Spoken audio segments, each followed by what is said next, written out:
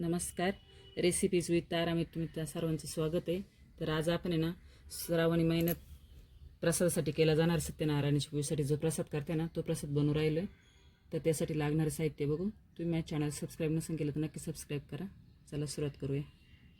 तर रेसिपीसाठी लागणारं साहित्य बघू. इथे मी ह्या वाटीच्या प्रमाणे ना आपल्याला सगळं वाटीच्या प्रमाणे सव्वाच घ्यायचे मोजून. या वाटीच्या प्रमाणे मी सव्वा वाटी रवा घेतलेला आहे बारीक. त्याच वाटीनं सव्वा वाटी साखर आणि त्याच वाटीने ना सव्वा वाटी दूध घेतलेलं आहे. तुम्ही दूध आणि पाणी मिक्स घेऊ शकता सव्वा वाटी.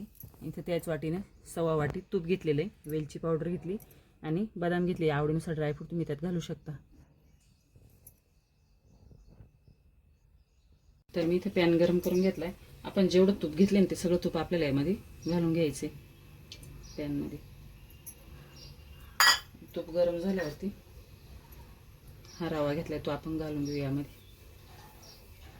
आणि आपल्याला ना एकदम कमी गॅसवर आहे ना हा रवा आहे ना 5 ते 7 मिनिटं आहे ना चांगला भाजून घ्यायचा. कुठंच गॅस मोठा नाही करायचा. म्हणजे तो छान असं त्याचं फुलून येतून वास पण छान येतो.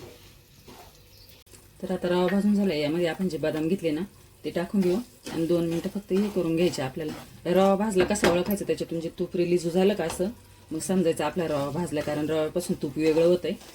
आणि तुम्ही ना हा प्रसाद करायचा असेल ना प्रसादाचा शिरा यासाठी 1.25 किलोचंच प्रमाण ठेवायचं. 1.25 किलो 1.25 पाव शिरा अशा प्रमाणात करायचा.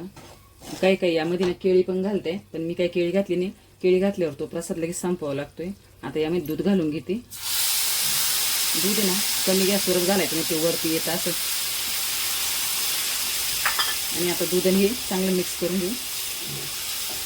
तर आता दूध आणि तूप आहे ना चांगलं शिजलं. आता याला 2 मिनिटं फक्त झाकण ठेवून आपल्याला ना एक वाफ द्यायची. तर आपली वाफ देऊन झाली अशी. आता ते परत एकदा मिक्स करून घ्यायचं. त्यामध्ये आपण जी साखर घेतली ना ती साखर घालायची. आता साखर घातल्यानंतर हा पूर्ण परत पातळ होईल. परत आपल्याला तो साखरेवर चांगला ना 5 मिनिटं शिजून घ्यायचं. तर आपला आता प्रसाद शिरा तयार झाला. त्यामध्ये लास्टला वेलची पावडर टाकू मिक्स करून घेऊ आणि गॅस बंद करून आपला प्रसाद शिरा तयार झाला. तर आपला प्रसादाचा शिरा तयार झालेला आहे. तुम्ही बघू शकता खूप छान असा एकदम मऊ लुसलुशीत. आणि हा तुम्ही 2-3 दिवस फ्रीजमध्ये ठेवून येणं गरम करून खाऊ शकता. कारण त्याच्यामध्ये मी केळी घातली नाही. केळी घातल्यावर आपल्याला तो लगेच संपवावा लागतोय. खूप छान असा टेस्टी आणि एकदम असं दाणेदार छान प्रसाद झाला आहे. तुम्ही पण माझ्या पद्धतीने नक्की करून बघा. व्हिडिओला लाईक करा, चॅनलला सबस्क्राईब करा. चला तर भेटूया अशाच नवीन रेसिपी बरोबर. तोपर्यंत धन्यवाद.